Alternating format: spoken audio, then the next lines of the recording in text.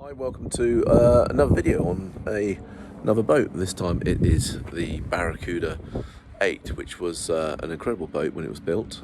They no longer build them anymore. We're in 2022 now. They stopped building them about 2 years ago.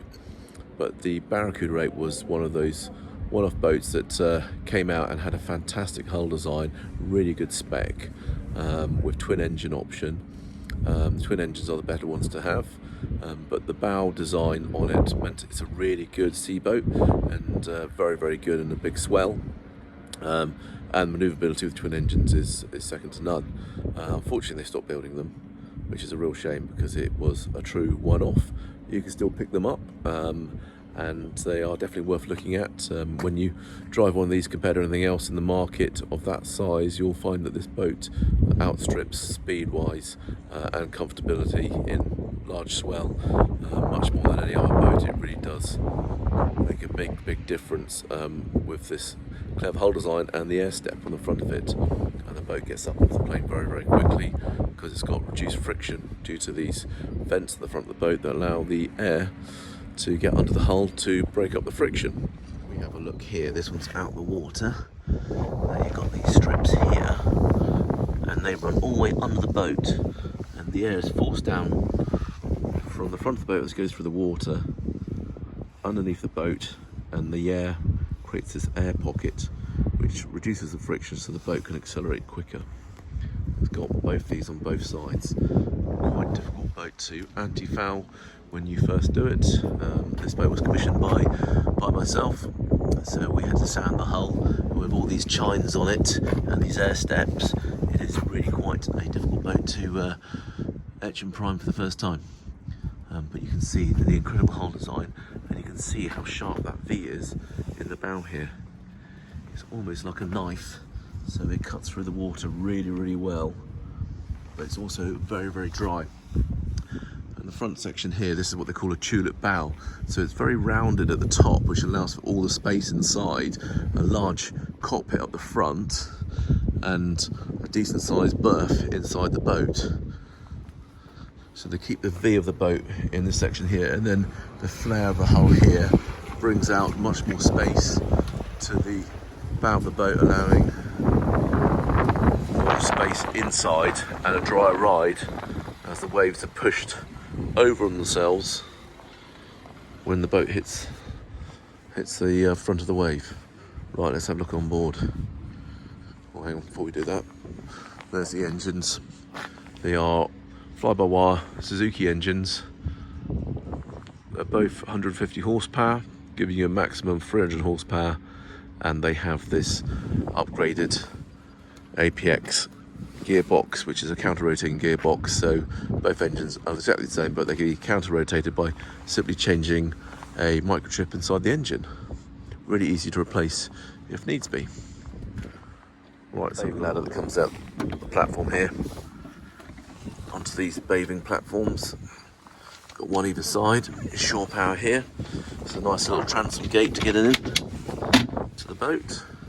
Then we've got this large open cockpit with pop-up seats all the way around, one on the back here as well, creating U-shaped seating around a cockpit table.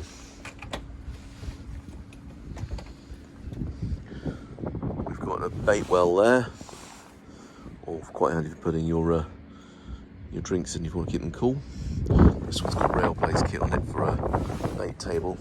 Really wide side deck here up to the helmsman's door, and then on the bow here we've got this cockpit area with a Samson post at the front. There's cushions and seating all the way around here, and you've got an anchor windlass in the bow. This one's got a searchlight, sunroof, and you've got your all-round white light and your VHF. And on the other side of the boat, it's exactly the same, slightly narrower, takes you up to the other door. So outside here we've got a triple sliding door, which makes it nice and wide and open to get in and out of the boat. Up here we've got a Raymarine chart plotter. This is a second station, handy if you're fishing. It's a 9-inch Axiom. Got good grab holds around the boat. Coming inside here, we have this pop-up seat here. Under here we have a sink. Also makes another seat as well. And up on the roof we have this drop-down table, saloon table, that comes around and sits in the middle here. And then these chairs here spin around, so you can all sit around a table inside, as well as the cockpit table outside. We've got a 12-volt fridge. Up here we have a nice open array of chart plotter. These are the multifunction gauges for your Suzukis, so they give you your speed, fuel consumption, everything else. Got bow thruster, electric trim tabs, ICOM 330 VHF, Fusion stereo with Bluetooth on it, and here we have the fly-by-wire controls. Are really nice. So when you go into gear here, you're neutral, but you can, one click is into forward, and then you've got a nice bit of resistance going in and out of forward, and same reverse as well. Push button start, has a troll mode as well, and that slips the clutch in 100 to 700 RPM. So if you're doing fishing, it's quite handy for going very, very slowly. Down below here we have this offset double berth. There are all the cushions for the cockpit in the bow and in the stern. And then here we have the heads, which looks very, very clean, and an opening porthole as well. That goes into a holding tank, which you can then flush out into the sea, or you can pump out at a pump out station. All these seats here are nice bolster seats, great for leaning against or sitting on. And up here we've got the sunroof and control panel for the spotlight.